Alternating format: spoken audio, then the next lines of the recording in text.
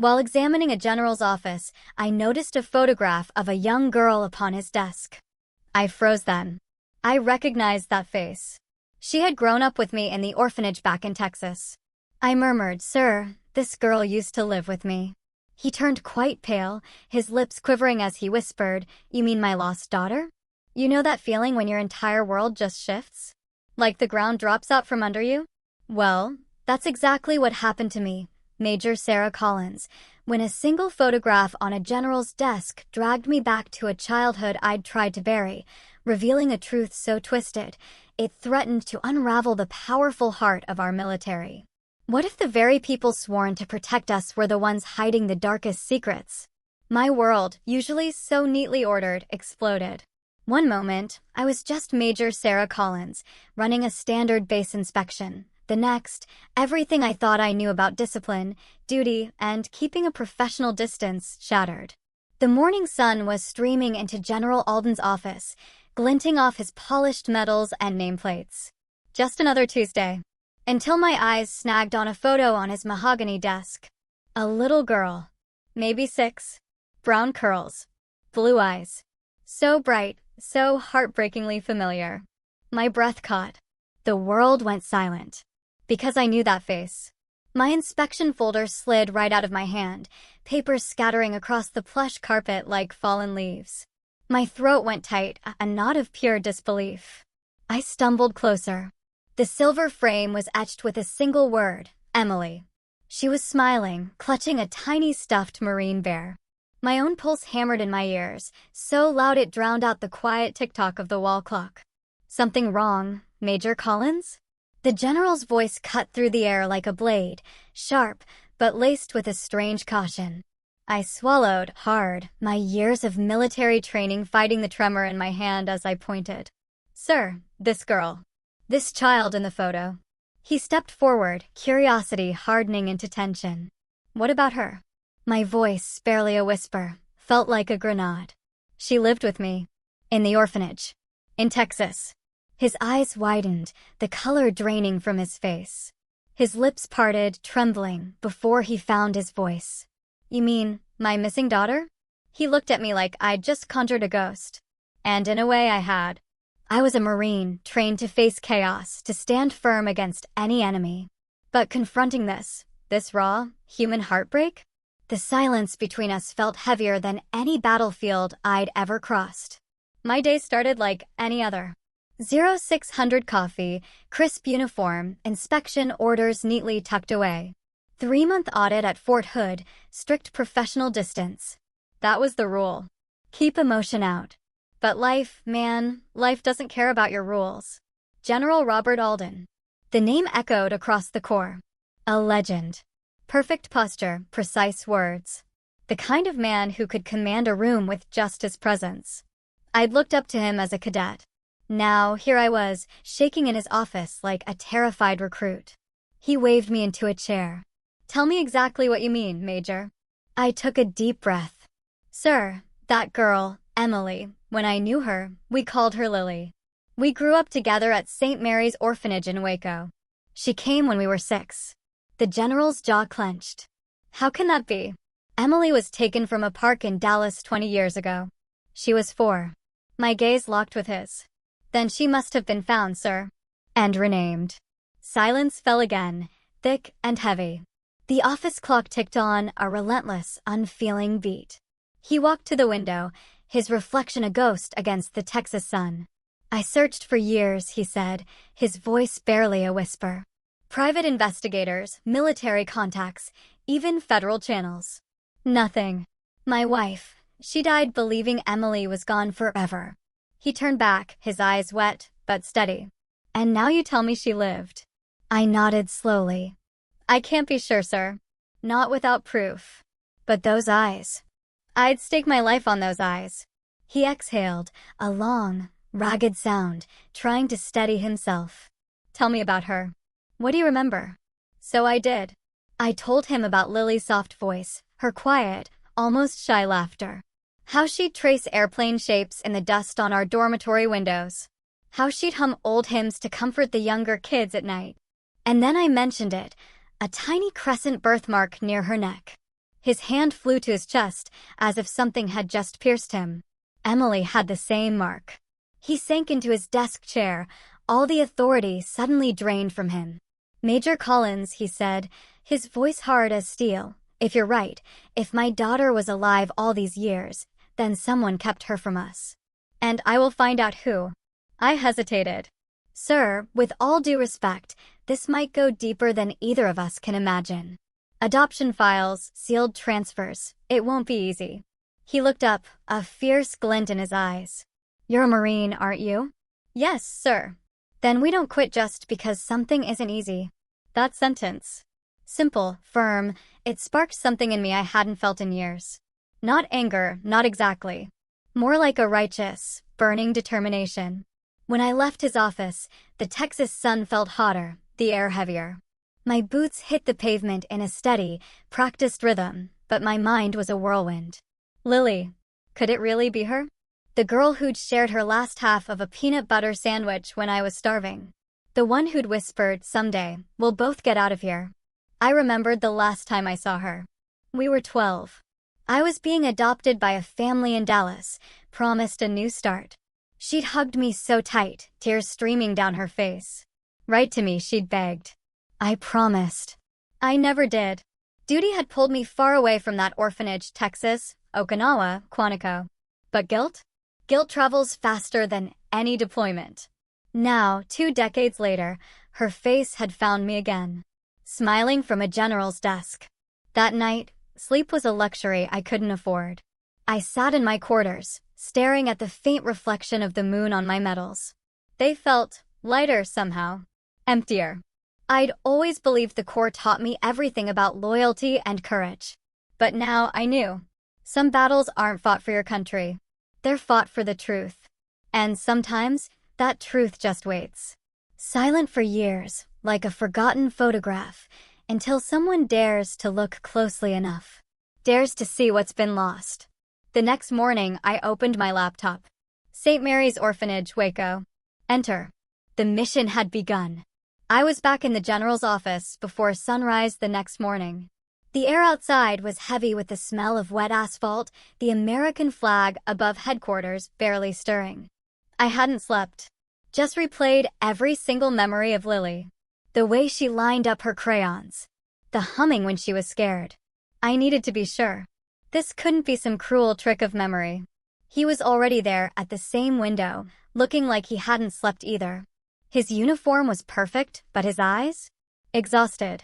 "Major Collins," he said, his voice quiet. "Close the door." I did.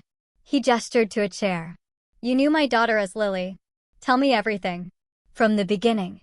I sat, my hands folded in my lap, feeling like I was back before a disciplinary board. But this wasn't about discipline. This was about profound pain. "She came to the orphanage when I was 6, I started. Didn't talk much at first. The sisters said she was found near a gas station outside Waco. No last name. They called her Lily because of a flower stitched on her jacket." The general stared at his clasped hands.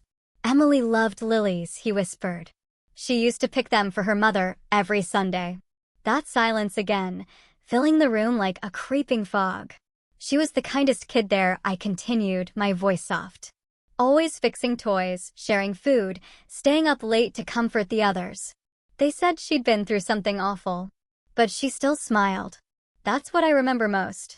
She smiled through everything." He rubbed his temples. 20 years I spent wondering if she was alive. And you're telling me she was smiling, 3 hours away in an orphanage. No accusation, just pure, aching heartbreak. "I didn't know, sir. I swear I didn't know who she really was." He nodded slowly. "Of course you didn't. You were a child." Then his eyes lifted to mine, sharp, command restored. "Do you still have contact with the orphanage?" "Not since I joined the Marines, sir, but I can go back." He exhaled, a sound like surrender. "Do it discreetly. No press. No channels. If someone hit her. I don't trust the bureaucracy to tell me the truth." I hesitated. "Sir, I'll need authorization." "I'll handle the paperwork," he cut in. "You handle finding out what happened." I gave a crisp nod. "Yes, sir." He walked to his desk, pulled an old envelope from a drawer. A faded photo inside. Him, his late wife, a little girl holding a toy airplane. "Keep this," he said quietly.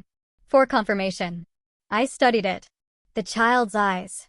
Unmistakable. Lily's eyes. When I left his office, the base felt quieter than usual, like even the air was holding its breath. The 3-hour drive to Waco felt like 20 years. The road stretched, endless, through fields of rusted fences and turned soil. My reflection stared back from the windshield, uniform crisp, eyes shadowed. Somewhere between Dallas and Waco, I stopped seeing Major Collins. I saw Tessa, the orphan girl who once believed family was something you earned with good behavior. The orphanage. It looked smaller than I remembered. Red bricks chipped. The sign "St. Mary's Home for Children" faded. The gate creaked open. Inside, the familiar scent of floor wax and dust. The long corridor, the wooden cross. "Well, I'll be Sarah Collins. Sister Agnes." Older, face lined, but her eyes still held that unwavering kindness. She hugged me tight. "You've grown into such a fine woman. A Marine, no less."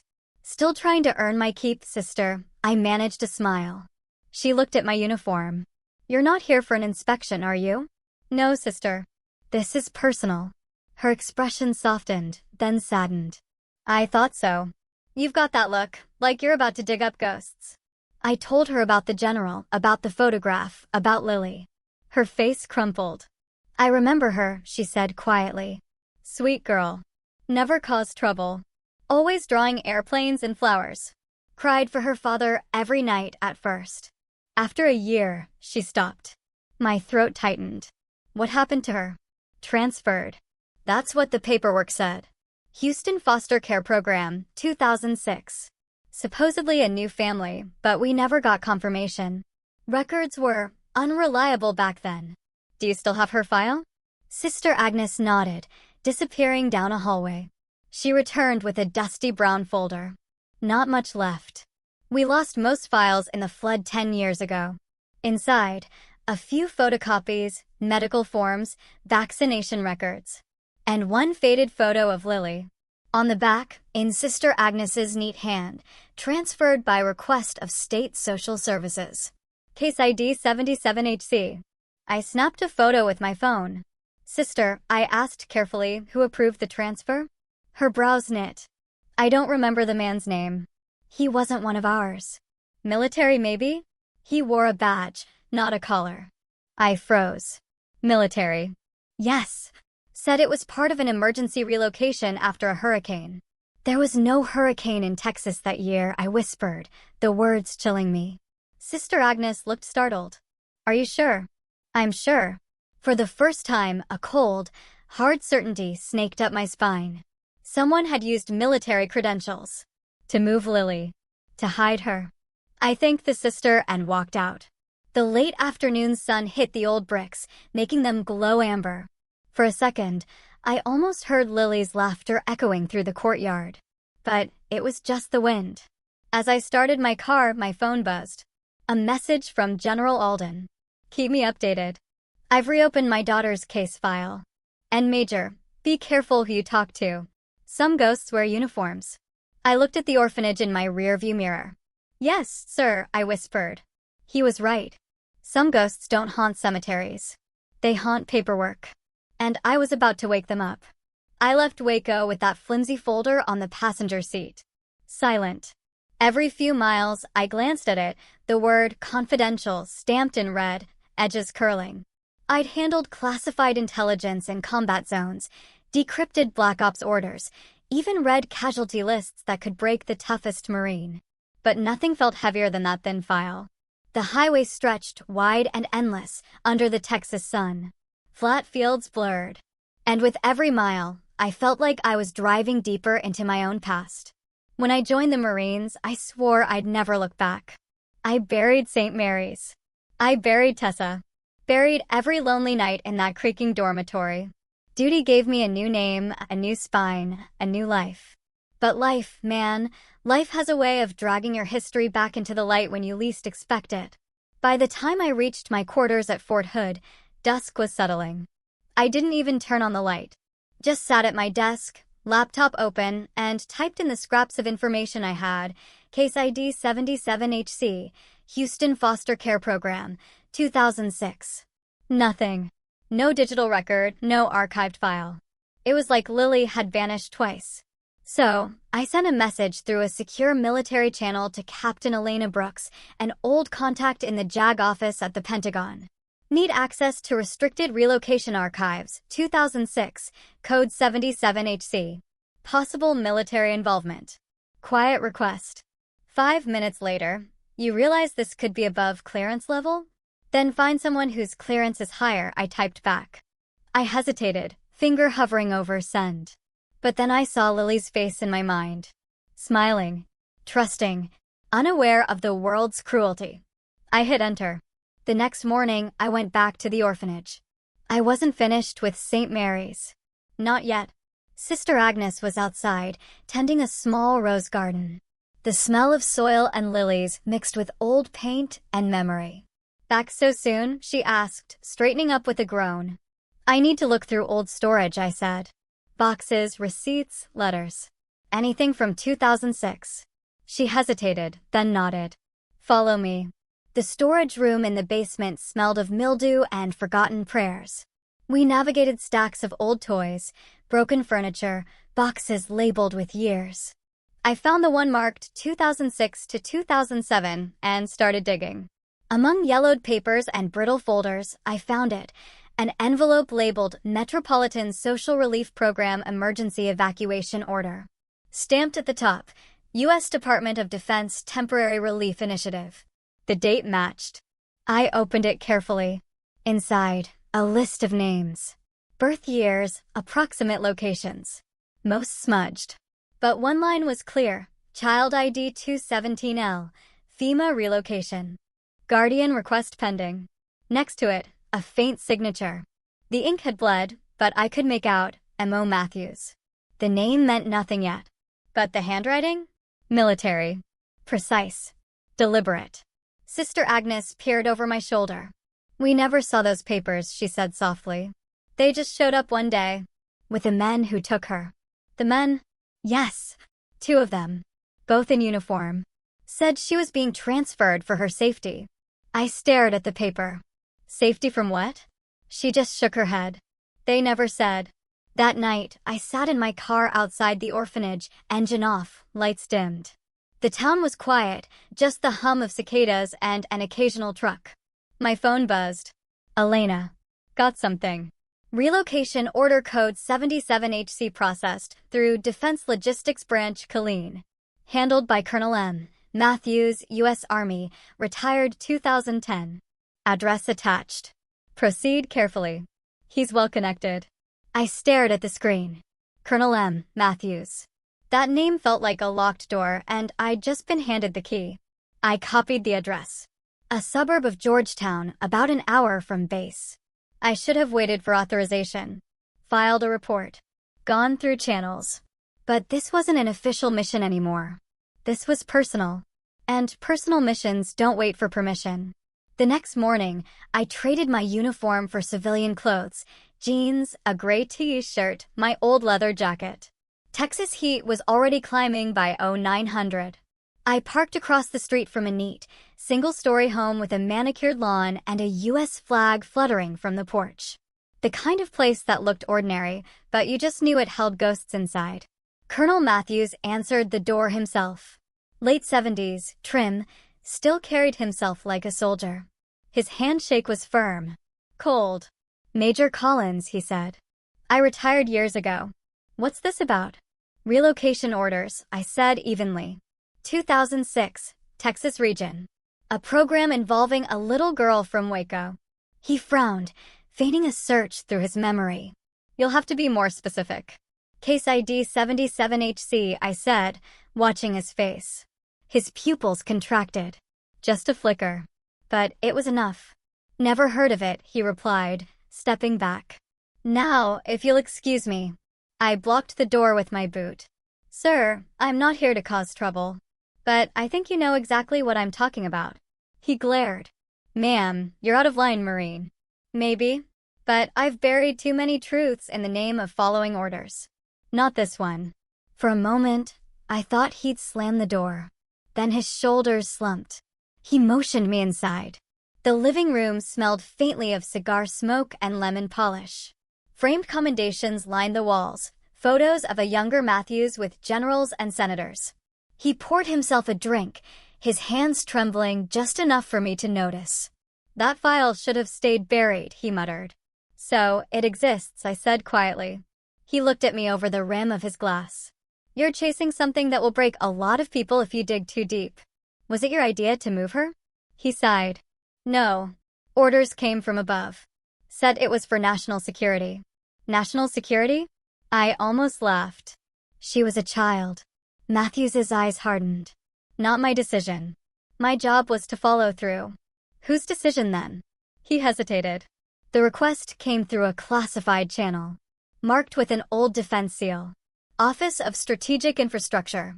You'll find nothing online. They made sure of that. He refilled his glass, then said, almost to himself, that girl, she looked scared when they took her. Kept asking for someone named Tessa. My blood ran cold. That was me. He turned toward me, eyes narrowing. Then you already know too much. Before I could respond, he took a long drink, set the glass down, and whispered, Be careful who you serve, Major. Some commands, they come from men who've forgotten what honor means. I left his house with my pulse hammering. The sun outside burned my skin, but inside? I was ice cold. I had my first lead. And my first enemy. By the time I got back to base, the Texas sky had turned the color of gunmetal. The air was thick, heavy, carrying the scent of rain. I parked near the hangars, sat in my car for a moment, letting the engine tick down to silence. My mind, though, louder than the thunder rumbling over the horizon. Colonel Matthews's words echoed, Some commands come from men who've forgotten what honor means. That wasn't just a warning. That was guilt talking. In the Marines, warnings like that don't come from fear. They come from a broken conscience. I opened my laptop, started cross-referencing everything, his service years, the FEMA relocation program, Defense Logistics Division. Buried deep in an old database, I found it. A memo tagged Confidential Infrastructure Recovery Operations, July 2006. Signature line, M. Matthews, DLD. And underneath, 3 initials caught my eye. HV. I didn't need to guess who that was. My own father had spoken the name before he died. Harold Vance. Now a powerful Undersecretary of Defense. Once a major, stationed right here in Texas. He and Alden had served together early in their careers. But their paths had split sharply. Alden took the moral route. Vance took the political one. If Matthews had been taking orders from Vance, this wasn't just a misplaced orphan file. This was something vast, something dark. I picked up the phone. Called General Alden. Sir, it's Collins. I found something. His tone was steady, but tight, like a wire pulled too taut. Yes, sir. A Colonel Matthews handled a 2006 relocation order. He claims it came from an upper channel. Something called Strategic Infrastructure. Silence. Then, Harold Vance. His voice was flat. A long pause. I suspected, sir. He's still in Washington. You think he'd risk exposure now? Alden's voice was grim. Men like Vance don't see risk, Major. They see leverage. He exhaled slowly. Listen, Major. This stops being an inspection now. This is intelligence. You tread carefully. I'll reopen my daughter's case quietly, through personal channels. Yes, sir. After the call, I stared at the phone. Intelligence. That word changed everything. Because in my world, intelligence meant shadows. It meant power. And it meant the kind of secrets that swallowed people whole. The storm broke just after midnight. Rain hammered the barracks roof like gravel. Sleep was impossible. I opened that old folder again.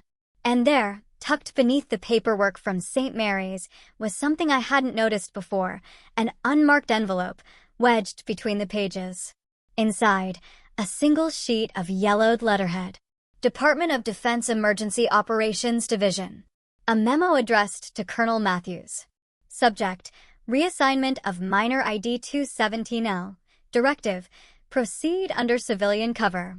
No further record to be maintained. Authorization code HTXOPS, no name.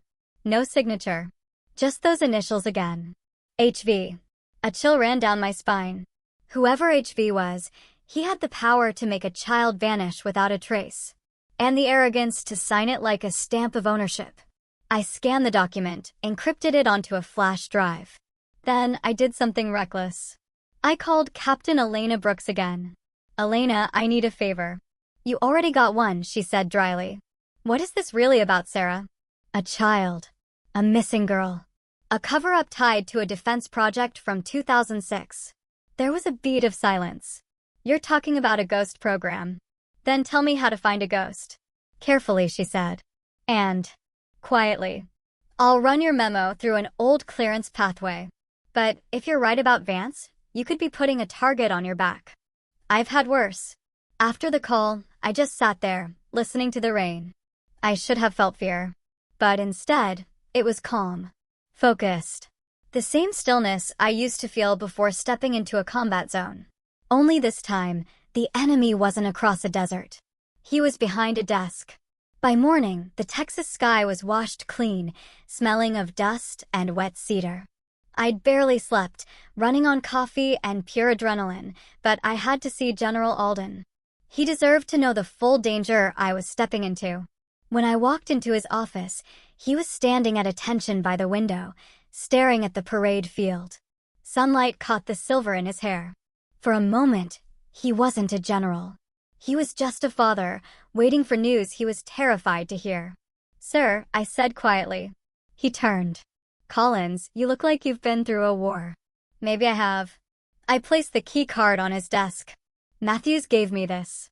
It's for the logistics archives in Houston. Box 47C. He said that's where the real records are about Lily, or rather Emily. Alden's jaw tightened. He talked. He was scared, sir. Said the order wasn't his. He signed under pressure. The general studied the card for a long moment. Pressure from Harold Vance. It wasn't a question. Yes, sir. Matthews admitted it. He nodded slowly, as if a long-held suspicion was finally confirmed. Vance always had powerful friends. Senators. Defense contractors. Lobbyists. Men who see loyalty as a currency. I hesitated. Sir, no disrespect, but why you? Why take your daughter? He took a long, shuddering breath, then sat behind his desk. Ever make an enemy out of the wrong man, Major? Plenty, sir. He gave a small, humorless laugh. Then you'll understand. He opened a drawer, pulled out a weathered folder, newspaper clippings, photocopies, one yellowed letter. He pushed it toward me. Read that. The letter was typed, signed only with the initials HV. Step down from command or your family will pay. I looked up, startled. Sir, I said. I received that the week before Emily disappeared, he said quietly. At the time, I was overseeing an investigation into defense logistics contracts. Specifically, Vance's unit. I found proof of procurement fraud. Millions in unaccounted funds. I planned to take it to the Inspector General. He looked past me, his eyes unfocused. 2 days later, she was gone. The police thought it was random. A child abduction from a park. But I knew better. I carefully set the letter down. You think Vance retaliated? I don't think, Major, he said firmly. I know. The room went still, save for the hum of the air conditioner. He continued, his voice slower now. My wife, Claire, she never forgave me. Blamed my career. My pride. She thought if I'd left the Corps, we could have been a normal family. In a way, she was right. I buried myself in work. When she passed 5 years later, I buried myself deeper. His hands trembled slightly as he poured a glass of water. I've carried that letter every day since. A reminder that some victories come too late. I swallowed hard. Sir, if Vance is behind this, he didn't just destroy your family. He corrupted the very institution he swore to serve. He looked up sharply. And now you see why I've stayed quiet. The Corps is built on honor. But honor can't survive scandal. If this comes out wrong, it'll tear through command like wildfire. Careers will end. Recruits will lose faith. Sir, with respect, I said gently, the truth deserves daylight, even if it burns. He studied me, then a faint smile touched his lips. You remind me of Claire. She had that same fire. For a long time, neither of us spoke. Then, quietly, do you believe Emily's alive? Yes, sir. I've seen too many impossible things to believe otherwise. He nodded slowly. Then find her, Collins. Not for me. For her. She deserves to know who took her life from her. He stood, buttoned his uniform jacket, and extended his hand. I rose instinctively, started to salute, but he shook his head. Instead, he gripped my shoulder. You've done more for me in a week than a dozen investigators did in 20 years. I'm grateful. Just doing my duty, sir. Not just duty, he said. Something more. On my way out of headquarters, I stopped by the memorial wall, names etched into stone. Marines who'd fallen. I ran my hand over the names, remembering faces, unfinished stories. Emily's story wasn't finished either.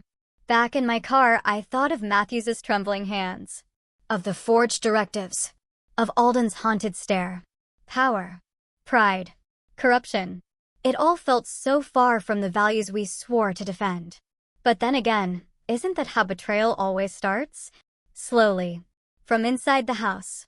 That evening, I drove to the old base chapel. The door creaked open. Candles flickered near the altar. I wasn't there to pray. I wasn't sure I even knew how anymore. But I needed silence. Light from the stained glass windows spilled over the pews, fractured blues and golds. I sat down, let my head fall into my hands.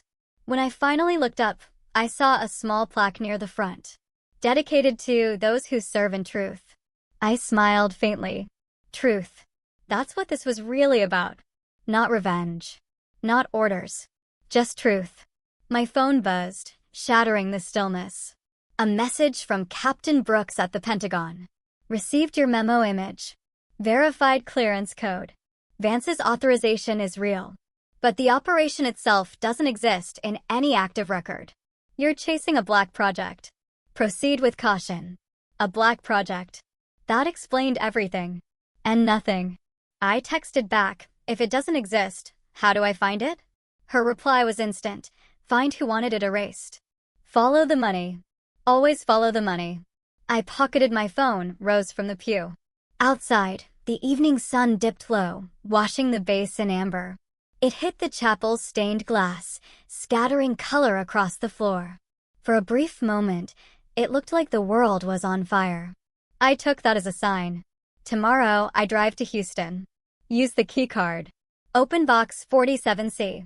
Whatever was inside would either set a family free or end my career for good. As I walked away, I caught my reflection in the chapel window. Uniform sharp. Eyes weary. Jaw set. Somewhere behind that reflection, the girl I used to be, the orphan named Tessa, was watching. She didn't look afraid anymore. She looked ready.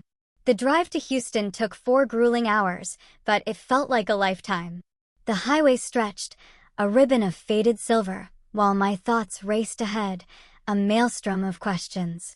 The key card Matthews gave me lay on the seat, its chipped plastic winking in the sun, practically daring me. As I crossed into the city limits, the skyline of glass and ambition rose out of the heat haze. Somewhere beneath those towers, in a forgotten basement or warehouse, the truth waited, sealed inside a box. The address Matthews had scribbled led me to a nondescript industrial building on the south side. Chain-link fence. Faded sign. Federal Logistics Storage Facility. No guards. No cameras. Just a keypad and an oppressive sense that this place hadn't seen daylight in years. I swiped the keycard. Green light. The lock clicked. Inside, the air was stale, heavy with cardboard and metal dust. Rows of shelves stretched into shadow, stacked with identical gray boxes. My footsteps echoed. The only sound in that cavernous space. Box 47C. I walked past 43, 44, 45. There it was. 47C, on a high shelf, near the bottom. My hands shook as I pulled it free. Heavier than I expected. I set it on a dusty table, peeled off the seal, and opened it. Inside, hundreds of folders. Files labeled with initials, dates, locations, disaster relief, refugee transfers, special custody cases. But one file was different. Thinner. Newer. A single red line slashed across the top, ID 217L, FEMA relocation. I opened it carefully. First page, a birth record. Female, approximate age 6. No last name. Found outside Waco, Texas. Transferred to St. Mary's Orphanage. Subject exhibits signs of memory loss, possible trauma. At the bottom, under Remarks, authorized relocation to Houston foster system under Directive HTXOPS, I flipped through. A single photograph fell out. A little girl with curly brown hair and pale blue eyes, clutching a toy bear. I knew that face. Lily. Emily. The next document was chilling, a psychological assessment, stamped classified. It described the child as adaptable, high-functioning, with stable temperament. As if she were part of a study, not a missing person. Then a list of names. Agencies. Handwritten notations. Transfer complete. Case closed. And at the very end, stapled to the back, a signature I hadn't seen before. Authorized by Llewellyn Colvance. My heart hammered. Proof. Actual, undeniable proof. I took photos of every page, slipped Lily's photo into my jacket pocket. The rest I left untouched. I closed the box, about to leave, when a faint metallic click echoed. The door. I turned. A man stood in the entrance, silhouetted by the harsh sunlight. Late 40s, neat suit, crew cut. His expression was cold, clinical. Major Collins, he said smoothly. You shouldn't be here. My hand went to my ID instinctively. Who are you? He stepped forward, holding up a badge. Department of Defense Security. Callahan. You accessed a restricted facility using an invalid key card. Invalid. I asked carefully. Retired clearance. Belonged to Colonel Matthews. Who, by the way, is now under federal review for unauthorized disclosures. I swallowed hard. You're with Vance, aren't you? His lips twitched. Let's just say I answer to people above your pay grade. He extended a hand. Hand me the file. Not going to happen. His eyes narrowed. You're making a mistake, Major. That file is sealed for a reason. I know, I said, my voice low and steady. Because it's evidence of a crime. He took a step closer. You think the system will side with you? You're one officer against the Pentagon. I've been outnumbered before. He sighed, a patronizing sound. You Marines.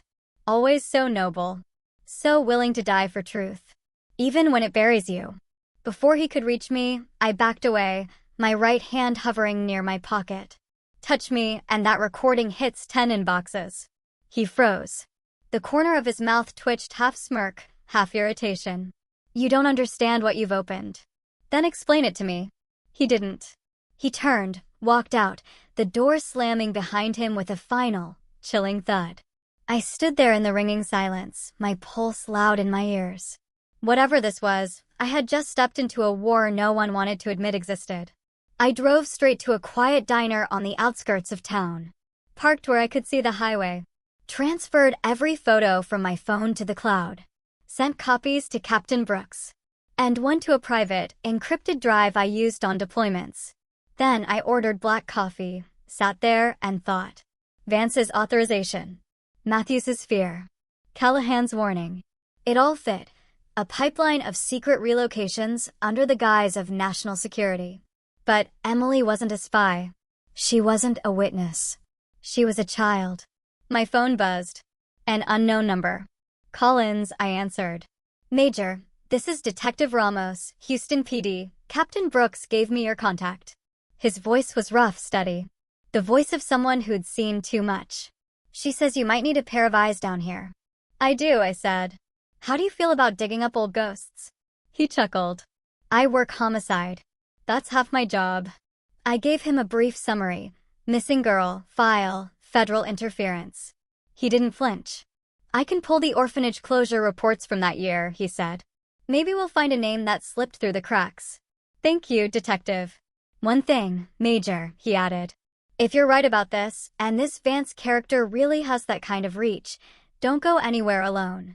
I glanced in my rearview mirror, half expecting to see Callahan's car. Nothing but trucks and sunlight. I'll be fine, I said. Every soldier says that, Ramos replied. And every ghost does too. That night, I checked into a cheap motel outside Katy. I didn't trust base lodging. Not after the break-in at the facility. The sheets smelled of detergent and dust. The AC rattled. But it was anonymous. I set the photo of Lily on the nightstand, stared at it for a long time. That smile. The curls. The innocence. What kind of man takes that away? Outside, the hum of the highway blended with the soft crackle of distant thunder. I thought about the general. About the day he'd find out his daughter wasn't dead, just hidden. About the look in his eyes when he finally saw her again. If she was still alive, I'd find her. And if the man who took her was still breathing? Well, that would be a different kind of justice. I turned off the lamp, the room fading to darkness. I whispered to the quiet, "Hold on, Lily. I'm coming." By morning, I had every document memorized, every name, every code. That red line, authorized by Llewellyn Colvance, burned in my mind like an open wound. The motel coffee was weak, bitter, but it kept me moving. Detective Ramos met me in the parking lot. Tall, in a plain brown jacket, with the posture of a man who'd seen his share of patrols. "Major Collins," he said, shaking my hand. "You've stirred up a hornet's nest." I managed a small smile. "Story of my life." He opened a folder. I went through those archives you mentioned. St. Mary's was part of a foster system audit in 2007. 6 kids listed as transferred to Houston. Only 5 arrived. One name missing, Lily Carter. I exhaled, a shaky breath. "That's her. That's Emily Alden." Ramos nodded. "Here's the kicker. The transfer was signed by a deputy coordinator, Harold Vance. It was an internal document, never meant for public record. So he used his military credentials to move a child off the grid. And then, as Ramos grimly added, he erased her. We drove to Matthews's house that afternoon. The front blinds were drawn tight. No movement. I knocked. Twice. No answer. The third time, the door creaked open a few inches. "Colonel Matthews." I called out. Silence. Ramos drew his weapon, motioning me back. We entered cautiously. The house smelled of stale bourbon and old smoke. A lamp was knocked over, a picture frame shattered on the floor. Matthews was slumped in his chair, head tilted, a bottle still in his hand. An empty pill container sat on the table. I knelt beside him. No pulse. Ramos swore softly. "Suicide." "Maybe," I said. "But look." Pinned to Matthews's shirt pocket was a note. For words. Shaky handwriting. "I tried to warn you." At the precinct, Ramos's contacts processed the scene. The official story would be overdose. But we both knew better. Someone had gotten to him first. I left Houston that night. My hands gripping the wheel so hard it hurt. Matthews's death changed everything. Now, it wasn't just about a missing girl. It was about silencing anyone who got too close. When I got back to Fort Hood, I went straight to the general's quarters. The guard waved me through. He was in his study, still in uniform, tie loosened, that same haunted look in his eyes. "Matthews is dead," I said quietly. He froze, the glass of whiskey halfway to his lips. "How?" "Pills. But I think it was staged." He left a note. Alden set the glass down, his hands trembling. "Vance," he whispered. "Sir, he knows we're close. I think he sent someone after the files. You're not safe here." He gave a faint, weary smile. "Major, I stopped being safe 20 years ago." I took the photo of Lily/Emily from my jacket and laid it on his desk. "I found this in the Houston archive. Proof of the relocation. Vance's signature." He stared at it for a long, long time. Then his hand went to his face, covering his eyes. I heard a sound I hadn't heard from him before. A low, broken sob. When he finally looked up, tears streaked his weathered face. "My God, she's alive." "We can't be sure yet," I said softly. "But the trail's warm." He nodded slowly, pulling himself back together. "Then we follow it." "Where does it lead?" "Vance," I said simply. "All the way to D.C." 2 days later, we landed at Andrews Air Force Base. under the guise of a logistics audit. The general had enough clearance to keep us off the radar. But secrecy in Washington? It's like fog. Looks solid until you try to touch it. Captain Brooks met us outside the Pentagon. "You two are insane," she said, pushing her sunglasses up. "You realize what happens if you accuse an undersecretary without hard proof?" "I've got proof," I said. "A signed authorization of death. 20 years of silence." She sighed. "Then I hope you've got more than that. Because Vance has friends who can erase you before breakfast." "We don't need his friends," the general said evenly. "We just need 5 minutes in his office." We got those 5 minutes. Barely. Vance's office was immaculate. Flag behind the desk. Framed commendations. The faint hum of power in the air. He looked up as we entered, recognition flickering briefly in his sharp gray eyes. "Robert," he said smoothly. "I was told you retired." "Not yet, Harold," Alden replied. "I had a few loose ends." Vance's gaze shifted to me. "And who is this?" "Major Sarah Collins," I said evenly. "U.S. Marine Corps." "I think we've met. At least on paper." He smiled faintly. "I doubt it. What can I do for you, Major?" I slid the photo of Lily across his desk. "You can start by explaining this." His eyes flicked down, just for a second. "Pretty girl," he said, his tone casual. "What about her?" "She was relocated under your directive. Code HTXOPS." He leaned back, his lips curling into something that wasn't quite a smile. "That program was classified. You have no authority to access those files." "I have all the authority I need," I said. "She was a child, not a classified asset." Vance's jaw tightened. "You have no idea what you're meddling with. The world isn't black and white, Major. Sometimes we bury things for a reason. Then let's unbury them." He stood, towering over his desk. "You think you can threaten me? You'll be stripped of your commission before the week's out." The general rose, his voice low, but full of steel. "Try it. But know this, Harold. If my daughter's name is anywhere in your files, I'll drag you before Congress myself." For the first time, the mask slipped. A flash of fear. Or was it guilt? Crossed Vance's face. "You can't prove anything." Alden smiled faintly. "That's the thing about men who hide behind secrets. Eventually, someone like her," he nodded toward me, "shines a light." Vance's voice dropped to a hiss. "You don't know what you're starting." I met his gaze squarely. "Yes, I do. I'm starting justice."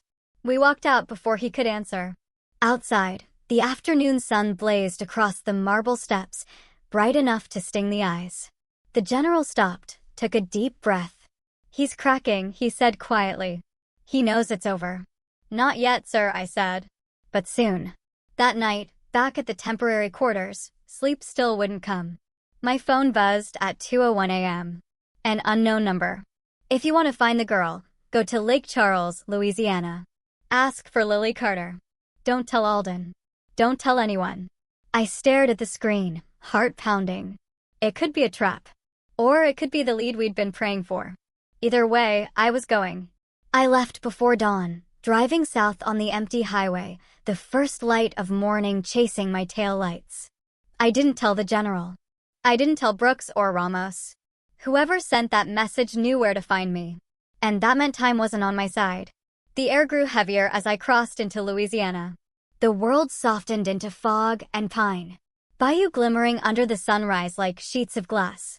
It didn't feel like I was driving toward danger. It felt like I was driving toward something sacred. Something that had waited too long. The address led to a small, lakeside town called Moss Bluff. Quiet. Almost forgotten. I parked near the old dock, water lapping lazily against weathered posts. Across the road stood a white wooden house with a crooked mailbox. The name on it stopped me cold, Carter. I walked up the path and knocked. The door opened a few inches. A woman in her late 40s peered out. Tired eyes. Kind face. A faded floral robe. "Can I help you?" she asked. I hesitated. "Ma'am, I'm looking for someone named Lily Carter." She froze, her hand tightening on the doorframe. "Who's asking?" "My name is Major Sarah Collins, U.S. Marine Corps." I paused. I knew her when she was a little girl. Her expression softened slightly, suspicion giving way to curiosity. She opened the door wider. "Come in." The living room smelled of lemon polish and old wood. Pictures lined the walls, birthdays, holidays. A smiling young woman with light brown curls and eyes the color of the sky after rain. Lily. Older now, maybe 18 or 19, but unmistakably the same face from the photo I carried. "She's at work," the woman said quietly. "Community hospital just outside town." "Who are you to her?" "Someone who's been searching a long time," I said. The woman, Mrs. Carter, sat down slowly. "You're not the first. A man came by last year. Said he was a lawyer from Washington. Asked questions about her adoption." My throat tightened. "Did he leave a name?" "No. But he scared her." I exhaled. "Then I'll do my best not to." Mrs. Carter studied me. "You look like a woman who's seen too much and still hasn't stopped fighting." "I've had practice," I said softly. She gave a faint smile. "Then maybe it's good you came. Lily's different. Always has been. Nightmares when she was little. Couldn't remember her early years. Said she dreamed about men in uniforms. About a big house with a flag outside." My chest tightened. "She remembers." Mrs. Carter nodded. "She doesn't know why." The hospital sat at the edge of town. Small. Plain. The kind of place where everyone knows everyone. I walked in, asked the receptionist for Lily Carter. She pointed me to the physical therapy wing. When I saw her, my breath caught. She was standing by the window, sunlight in her hair, helping an older veteran through balance exercises. Her voice was calm, steady, professional, but warm. When the session ended, I approached slowly. "Lily?" She turned, curious. Up close, it was undeniable. The eyes. The soft jawline. The exact same features from the portrait in the general's office. "My name's Sarah Collins," I said quietly. "I knew you once. When you were little." She tilted her head, uncertain. "I'm sorry, I don't remember you." "That's okay," I said. "There's a lot you weren't supposed to remember." Something flickered behind her eyes. Fear. Or recognition. "What do you mean?" I reached into my jacket, handed her the photo. The one from the Houston file. "That's you." She stared at it. For a long time. Her hands trembled. "Where did you get this?"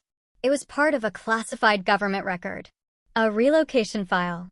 "You were taken from your real family when you were 6 years old." She shook her head. No, that can't be." I took a deep breath. "Your real name is Emily Alden. Your father's a retired Marine general. He's been looking for you for nearly 20 years. Her breath hitched. "That's impossible." "I wish it were." Tears welled in her eyes. "I don't remember any of that." "You wouldn't. They erased it. But the pieces are still there. The nightmares. The flag. The uniforms." She pressed a hand to her mouth, eyes unfocused. "Sometimes I see a man's face in my dreams. Silver hair. Blue eyes. He's always calling me Emmy." I thought I made it up. I swallowed hard. "You didn't." We sat on a bench outside, overlooking the lake. The air was still. The water perfectly smooth. She stared at the horizon, her voice trembling. "Why would anyone do that to a child?" "Power," I said simply. "Your father uncovered something that threatened the wrong people. They couldn't touch him, so they took what he loved most." She turned to me, eyes shining. "And you? How did you find me?" I smiled faintly. "By refusing to stop." She gave a watery laugh. "You sound like a Marine." "I am." "Then you know what it's like," she whispered. "To lose people and keep going anyway." "Yes," I said softly. "But you didn't just survive, Emily. You built a life. You helped people heal. That strength, they can't take away." She nodded slowly, tears running freely now. "I want to see him," she said. "My father." I pulled out my phone. "He'll be on the next flight." When General Alden arrived that evening, I waited near the lake while Lily stood on the dock, her hands clasped tightly. He walked toward her, stiff at first. A soldier facing his own ghost. "Emily," his voice cracked on the name.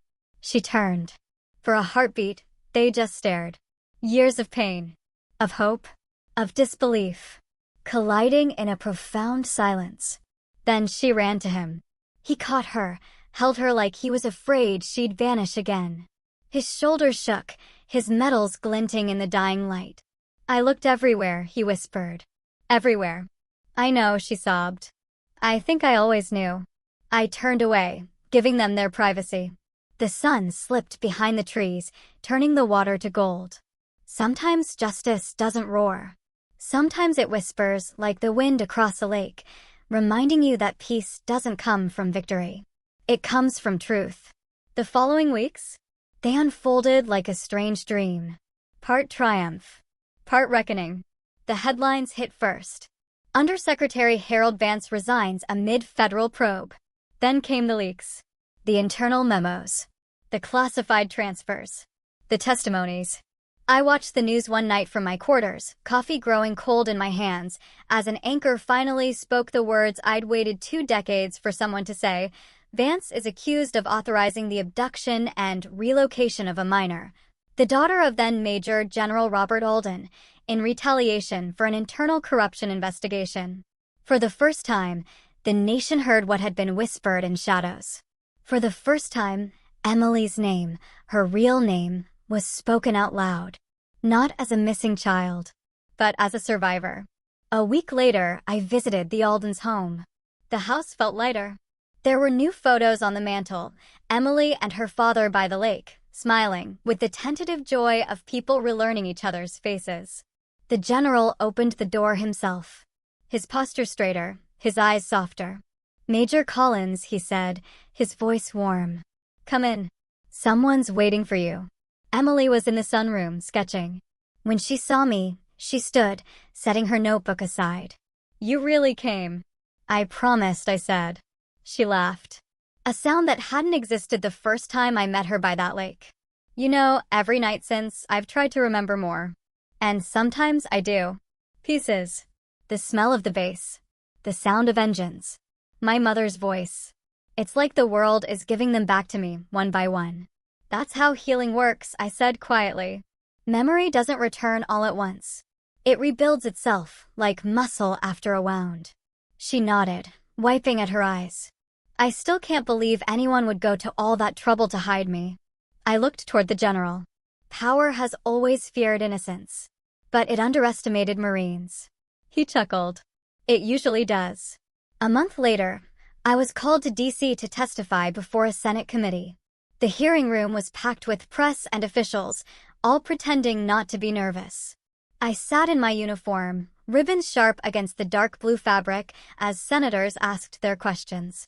"Major Collins," one of them said, "why did you continue investigating after your superior officers told you to stand down?" I met his gaze. "Because a little girl's life mattered more than my career." The room went silent. Somewhere behind me, a Marine guard shifted his stance. Respect. Another senator leaned forward. "Would you do it again?" In a heartbeat, I said.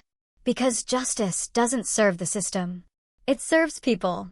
When it was over, I stepped outside into the bright spring air. The Capitol dome gleamed, like something reborn. I looked up and whispered, "Semper Fidelis." Always faithful. Not just a command, but to conscience. The following evening, an unexpected package arrived. No return address. Inside, a single envelope and a folded note. The note read, "For Major Collins, you reminded me that truth has a cost, but also a purpose." Inside the envelope was a silver pendant, the kind given to children at St. Mary's Orphanage long ago. On the back, engraved in small letters, EA 2006. Emily Alden. Her initials. I smiled. Maybe she'd found it among her things. Maybe she just wanted me to have something to remember this by. Either way, it felt like a full circle. Weeks turned to months. The investigation widened. Vance's allies fell, one by one. Each indictment another small victory for those who still believed honor could outlive politics. I returned to duty, but requested reassignment. Paperwork and command desks didn't suit me anymore. I transferred to a Veterans Outreach Division, helping young Marines transition home. It wasn't glamorous, but it was honest work. Every now and then, I'd get a letter from Emily, or rather, Lily Emily Carter Alden, as she signed it now. She'd stayed in Louisiana for a while, working at the hospital, but was planning to start nursing school. Her last letter ended with, You once told me truth deserves daylight, even if it burns. I think you were right. But sunlight also heals. I kept that one pinned above my desk. One summer evening, General Alden invited me back to Texas. The airfield shimmered in the heat as I stepped out of the car. He was waiting by the hangar, in civilian clothes for once, looking 10 years younger. "Emily's inside," he said. "She wanted to show you something." Inside the hangar sat a restored training aircraft. Its metal gleamed under the lights. On the side, painted in neat script, were 3 words, "Honor Line for Sarah." I froze. "She wanted to name it after what she calls the line that connects all of us," the general said quietly. "The line between duty and mercy. Between truth and power." Emily climbed down from the cockpit, grinning. "We're calling it the Honor Line Project. Dad's helping me get veterans involved in aviation rehab therapy. You helped us both find something worth building again." For a long moment, I couldn't speak. Then I just hugged her. A simple, human gesture that said everything words couldn't. That night, as I drove back to base, I pulled over near the old memorial wall. The stars were bright above the Texas sky.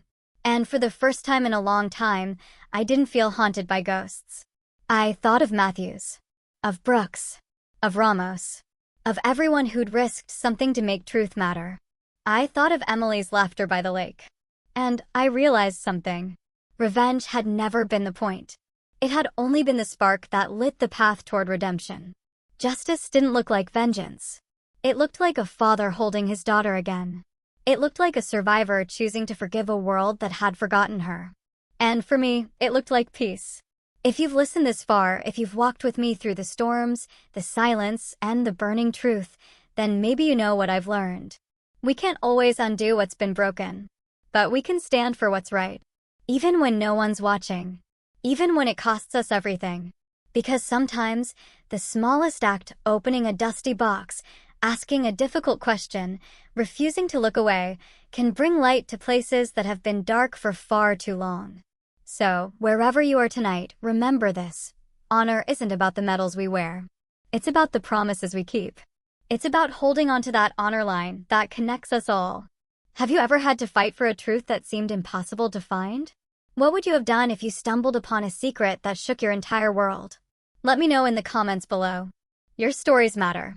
And if this one moved you, please hit that subscribe button, share it with someone who believes truth still matters, and help keep this conversation alive. Because some stories, they don't truly end. They just become part of ours.